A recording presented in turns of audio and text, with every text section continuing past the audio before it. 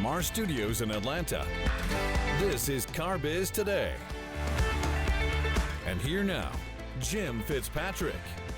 Hi everyone, thanks for joining us today. Internal employee meetings are a must at every dealership. But when was the last time you had a meeting for your F&I staff? Here to tell us how you can reinvigorate your dealership's F&I meetings is Becky Chernek. Becky is an F&I expert, president of Chernek Consulting, and host of F&I Today right here on the CBT Automotive Network. Take a look.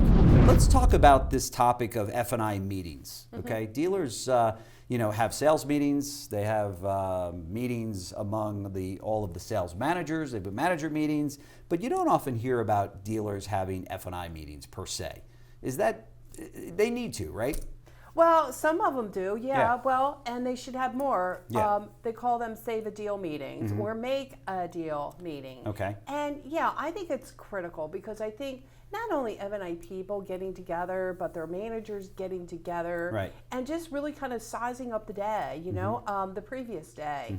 Find about their deals, what happened, are deals been conditioned? Are they approved? Do we have any STIPs outstanding? What's exactly going on with these deals to put a good deal together, and or to make sure that we get funded on time? Sure. And when's the best time to have this meeting?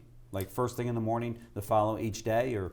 I know people are not going to like this, but I think 8:30 in the morning. Let's just get it done. Get your coffee, and let's get in there and let's work it through, and let's talk about it together, how the deals went. Sure. And that's for front end, from the sales managers and F&I people. Sure. Are these meetings a good opportunity for training and role play and practice as well, or should that be a different meeting that you've got with your F&I managers?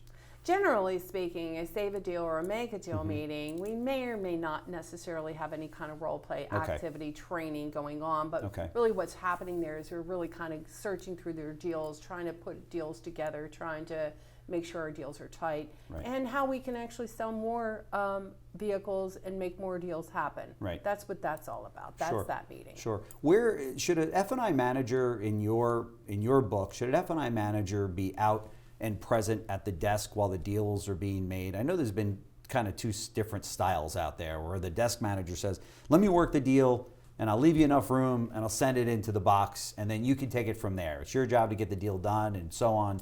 But then you've got some other setups in dealerships where the dealer will say, I want the F&I manager in on the deal when it's being structured. Yeah, well, I think it's always better, two heads are always better than one. And I've said it a lot. Get on the desk, work with the sales manager, get involved earlier, because I think when we're involved earlier, we certainly make sure that the customer's on the right vehicle to begin with. Sometimes when we stretch that out and the sales manager, they're doing their job to submit the deal, to structure the deal, maybe sometimes they're just not on the right car too, and we don't find out until much later on. And a lot of times what ends up happening is those deals get into the F&I office, and now we're doing everything we can to piece a deal together, try to put the deal together, the payments, that sort of thing, and it's just a tougher way to go. I think it's better, certainly, that the F&I manager's out and about and getting involved earlier. Who should have the final say as to whether or not a deal gets rolled? Should it be the finance manager or should it be the sales manager? Oh my gosh, that's a tough one because, but I believe that the F&I person always has protects the dealership assets. Okay. You hear so much about training in the business, that salesmen need to be trained and managers need to be trained, and obviously the GSM and the GM may be going to different types of seminars to pick up on leadership training. But what about F&I managers? How often should they be trained? I think it's continuous. Okay. I think it's continuing. Daily, weekly, monthly?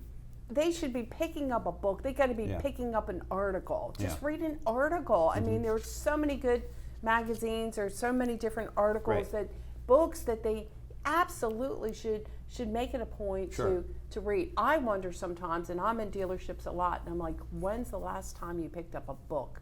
When's the last time you picked up a compliance book? When was the last time you picked up an article? Hudson and Cook, for crying out loud. He's got some great stuff. Spot Delivery. That is a great newsletter. Try reading it.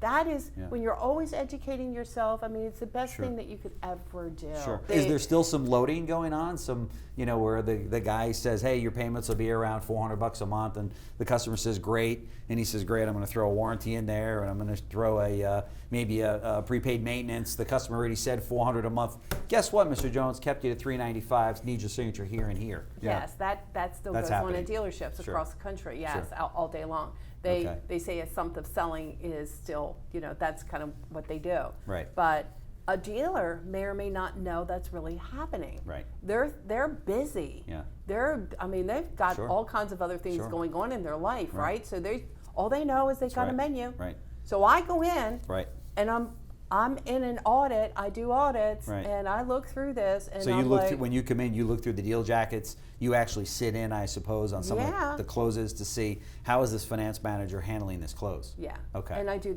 I watch the presentation because the one menu says one thing to me in my audit. Right.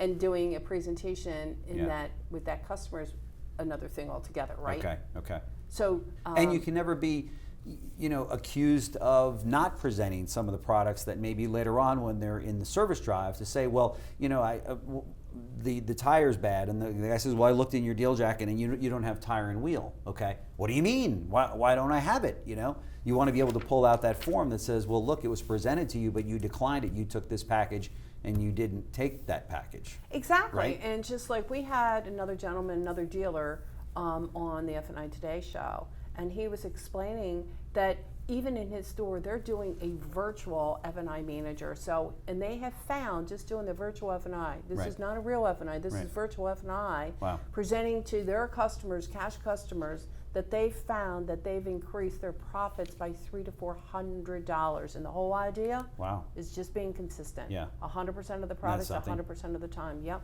And with digital retailing, here alive and well, coming into the auto industry in a much bigger way each quarter, this is something that dealers are really going to have to sit up and pay attention to, because in digital retailing, as you know, it's got to all be laid out before the customer signs on the electronic contract, so to speak, and picks their car up or has it delivered to them. I will tell you, I'm not uncomfortable with it. Yeah. I mean, I feel this. It's the best thing that can happen to dealers. Yeah. Why do we need to spend all day dragging a customer from one car to another car to another car? Yep.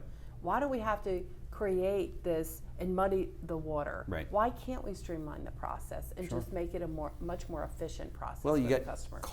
You got companies like Carvana and Vroom that are doing just that. I mean, they've really brought it down to a very concise way to buy a car, put it online, and then empowered the customer to say, here everything is, and just have your DocuSign signature on there, and we'll deliver the car to you.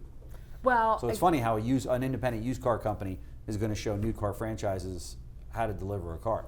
Yeah, I still think that customers will still go into a dealership or like to go into a brick and mortar store. Yeah. Right? But give the customer an option. Right. I mean, if this is how they want to buy, are you saying, hey, I don't want to do that business the way that you want to do the business, right, customer? Yep. So why not give them a choice? Becky Chernek, F&I expert, president of Chernek Consulting, thank you so much for joining us, and thanks for all your contributions on CBT. It's a pleasure. Thanks. Thank you. CBT Automotive Network, the #1 most watched network in retail automotive. This has been a JBF Business Media production.